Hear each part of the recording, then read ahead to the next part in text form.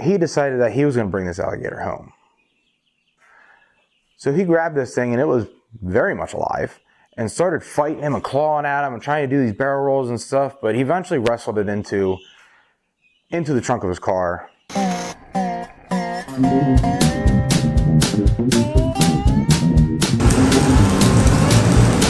want everybody to see my face.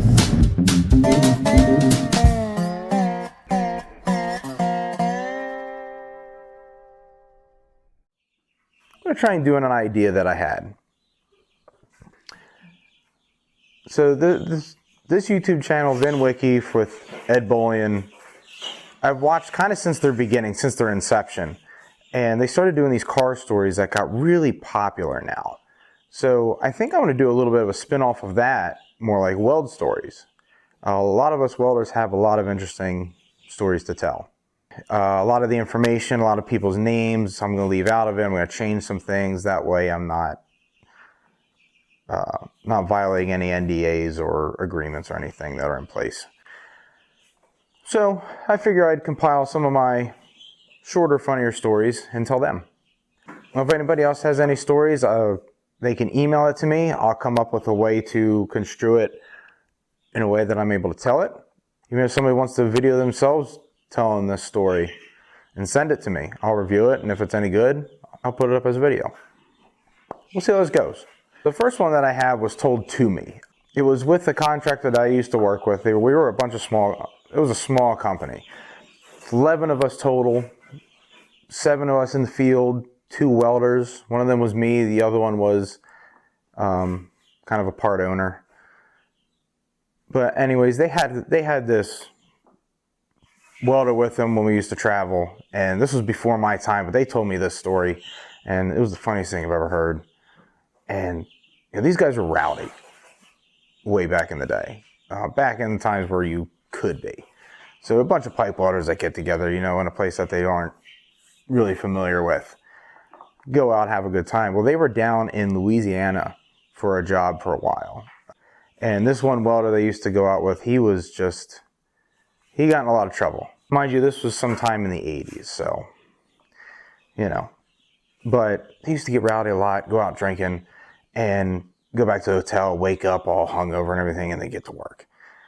And there was this one time where they all went out, and this one guy just got so blasted. He drove home and was falling asleep at the wheel and couldn't see all that much. Next thing you know, he felt a big thud, almost like running over a speed bump or something. So he slams on the brakes, gets out of the car and looks around. And he sees he must have hit this alligator right here.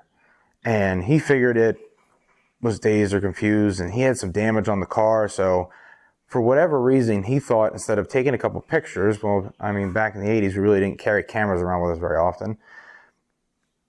He decided that he was going to bring this alligator home. So he grabbed this thing, and it was very much alive, and started fighting him and clawing at him and trying to do these barrel rolls and stuff, but he eventually wrestled it into the trunk of his car, got to the hotel, got some sleep. He woke up, got to the job site a little late, and he was all disheveled.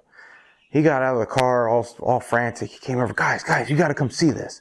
He said, you got to see what happened. So he tells them a story about how he was driving home, didn't see the alligator, and hit it, and caused the damage on the bumper, caused damage to the undercarriage.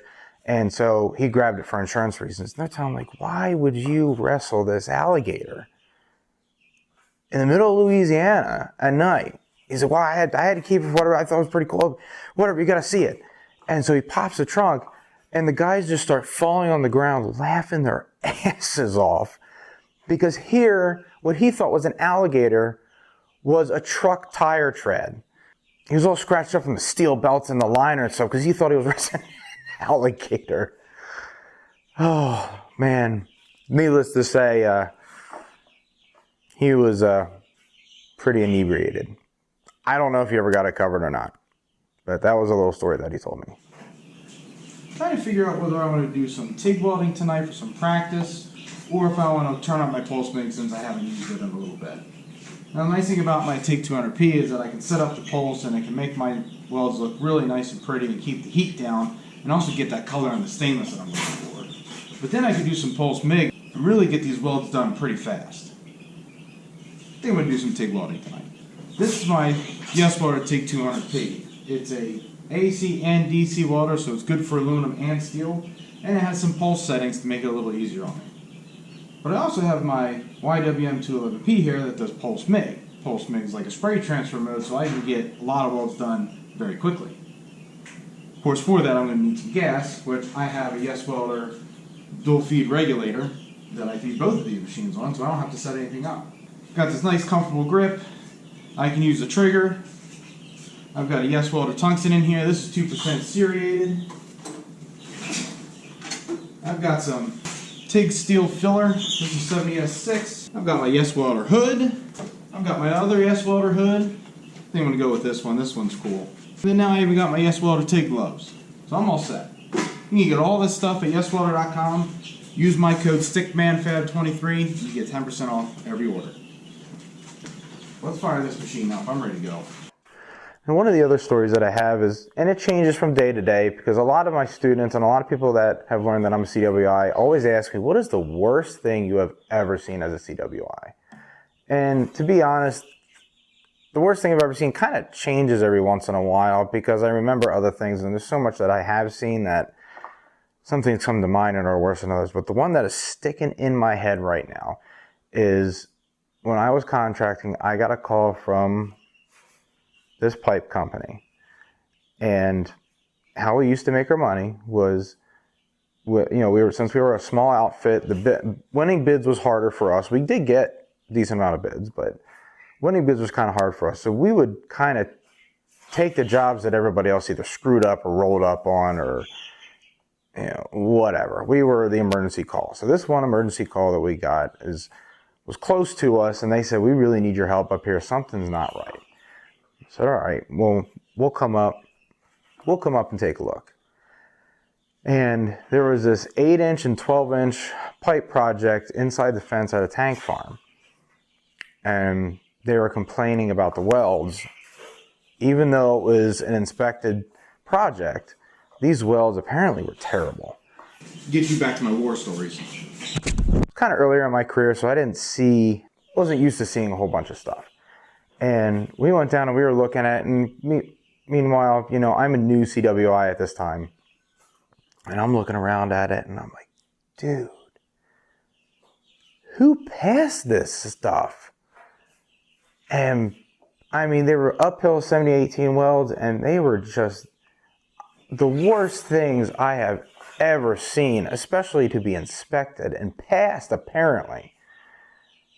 I don't know what happened, but you can see they're pretty bad. So we got all the information as to what happened. Here, come to find out, the CWI was partnered with the contractor somehow, got paid off. I don't know how they found out this information, but he got paid off and was just passing them. He took one good x-ray and copied it, basically. And they eventually found him. He got in a lot of trouble. I don't think that contractor exists anymore. And then we were able to finish the project for him in a very quick time frame. Now, the one other story I have, one of my welding projects that I did one up in upstate New York. I'm not going to say where, and we had to get this thing done pretty quick. We fabricate as much in the shop as we can, load up the truck, strap everything down, and haul it up to our job site, and then have a couple tie-in welds. And then, especially when we're inside the fence, we've got 20% X-ray under Section 9, and then we've got all our tie-ins to get X-ray under Section 9. So we go up, hoist everything up. This is, again, 12-inch pipe on a fuel rack. Hoist everything up, tacking everything in. Job's going really good. It is, January, February, so it was cold. It was a lot of snow. And we're getting this thing in, and we're making really good time. And we get to this last weld. This last weld, for God knows what reason, but the tie-in weld was way up in the rack somewhere. Like, higher than any scissor lift that we had at the time. Now, not to say we couldn't rent a scissor lift to get high enough. It was just pressed for time. Somebody didn't order something right. Maybe we didn't get something. I'm not sure what. But we didn't, long story short, we didn't get the right lift. So in order for me to get up there to make this tie-in weld, this lift was able to reach the roof of the rack. But just because of where the ground was in relation to the top of the roof, where the pipe was, it couldn't reach. So I had to get up, climb on the roof, climb over the pipe, sit on the pipe, and weld it from sitting on it. Now, I had my helper, or I should say my fitter. He wasn't really a helper. He was a fitter. He was a helper. He did a lot of things. He was pretty good. But he was also kind of learning to weld at the same time, too. And I sat on the pipe, we got it fit up. I was able to get 3 tacks in it, 1 on the front, 2 on each side. Now mind you, 1 on the one side over here was like 8 inches of space between this and another piece of pipe. So it was already tight. And then I got the bottom, which I got to figure out how in the hell I'm going to get the bottom without falling off. Because my fitter is 7-8 feet below me. And I'm tied off. Okay, and I got a harness on. I've got my lanyard attached to a tie-all point. I'm good, but I still don't want to fall. So I tell my helper, and I say, all right, get your hood. Get your hood on, and just wait for me. So I spread open the top of the pipe about 3/16 to 1/4 inch. And then the bottom is a little less than 1/8 of an inch. A little tight. And I tell him, all right, I want you to watch me and tell me if I'm leaving the bevel. And he gives me this look on his face like, you're going to trust me with this? Okay. So he puts his hood down. I start welding. I start going for the bottom right away with my root. And I'm running my root down. And mind you, I am on the pipe, sitting like this, looking through a 1/4 inch bevel, going down. And the only thing I can see is the arc blasting at me. And I'm praying to God that that is working. So he's telling me, we left the paint on it so I can hear the paint burn. And he's going down. He's telling me, away from you, forward, way forward, out a little bit. And then he tells me, you're in your tack, stop. Stop that. Good on the left side. I am a right-handed welder. This is one of the first times that I had done a left-handed weld in a while. I was practicing it, but I had not done it yet. So I have to snake my hand under the pipe. I got 8 inches of space between the other piece of pipe here and a new tie-in. I have to the nice thing about stick rods is that you can bend them in any which position you want. And I have to reach down, look through the bevel again, and just weld downhill, holding it, praying to God that it's working, looking at my bead from the inside. And, when you're 12 inches away, you can barely see. You got a lot of smoke coming in and stuff. It was a very terrible experience, to say the least. And I got it tied in, and then I have to sit there, and now I have to fill up the top. I still have to keep my preheat. We're in the dead of winter. It's well below 40 degrees, so the preheat has to stay on. I have to check the temperature. My helper on the bottom on the scissor lift was able to reach up with the weed burner and keep the heat on it when I backed up every once in a while, just to make sure we keep above our 350 degrees. Take my grinder out. I grind out as much as I can see. He's watching to make sure I'm not leaving the bevel. Grind the other side. I nick the bevel a little bit, which really sets me off because I can't see the bottom. I don't know what the cap's going to look like. And then I start going at my top, and I'm just filling in, going to the bevel, going to the other side, going to the other side, going to the other side. And finally, after I close all that out, I'm able to seal it up tight. Get to grinding, grind all the wagon tracks out of it, get it all cleaned up. Of course, I go to run my hot pass. What does it do? It blows out right at the fucking top. Oh, great. So I go down, finish the hot pass. Hot pass isn't much of an issue. Go back up to the top, fill it again, run my hot pass. I got no burn through. I'm good. Take a deep breath. Wait a second. My boss is trying to tell me to get down and take a break. It's 10 o'clock at night, and I'm like, no, I'm up here. We're finishing this now because it takes a minute to get down. Finally collect myself. I'm able to run my fill pass. I run my fill pass the same way. Again, now that the bevel's filled, I can't see much of anything.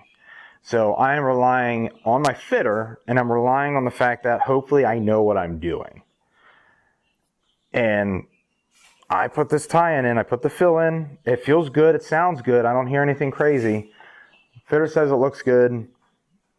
And thankfully my fitter knows what he's looking at. Run the other side, looks good. Brush it up, I'm like, all right, we're getting out of here. I threw a cap down. It was not the prettiest cap I've ever done, but I just threw it down to get the hell off of that roof. and threw it down, doubled it up, asked him how it looked. He said the stop looks a little flush. I said, F it, we're done. Let's get down. If it's flush, I'm good. I get down, I go talk to my boss, and he looks up and he goes, that's impressive work. Now we got to x-ray it. And the color out of my face just disappeared, and I looked at him and was like, what? He said, yeah, we got to x-ray it. I said, why? Everything's done. We did the 10% and we did the 10% of the fabrication. We did all those tie-ins. He goes, well, that's a tie-in. That needs x-ray. Son of a bitch. Okay. He says, that's it? Yeah? You're good with it? Like, do I have a choice? No. Okay then. So the next morning we get up, x-ray truck's there. We know the guys pretty well. And I go up to the x-ray truck and I just wait for him. I look at him and he looks at me and he goes, which ones are we x-raying? And we point out all the tie-ins. I said, oh yeah, that one. He goes, how are we getting up there? Same way I got up. I show him how he got up. He just kind of shakes his head and he's like, you guys get into the craziest shit. I'm like, yeah, well. Gets up there, puts his film up, does what he needs to do. So he goes in and develops a film, and I'm literally just sitting there by the truck like this. Like, oh my God, if I got to go up there and fix this, this is going to be a nightmare, relived. And he comes back out, gives me the paper, and says, sign here, gives me the envelope, and said, I'll see you on the next one. And I just sat there, exhausted, because we just spent, a week and a half, 2 weeks putting this thing in, and an ungodly amount of hours. And I'm just sitting there looking at it, and just in disbelief that weld passed. And it really did pass. I don't have any money to pay anybody off. So, those are the 3 stories that I get asked about a lot. Those are the 3 ones that I tell a lot of. So, I have plenty more. There will be plenty more. I'm sure you guys have plenty more if you're in the industry. And as me being a weld instructor now, I'm sure I'll have many more stories to share as a weld instructor. If you guys have anything you want to share, email me, stickmanfab@gmail.com. Give me a brief idea of what it is. If I send you back, send me the whole thing or send me a video or whatever you want to do. We'll figure something out and I'll put it up. Thanks for watching. Hopefully I see you later.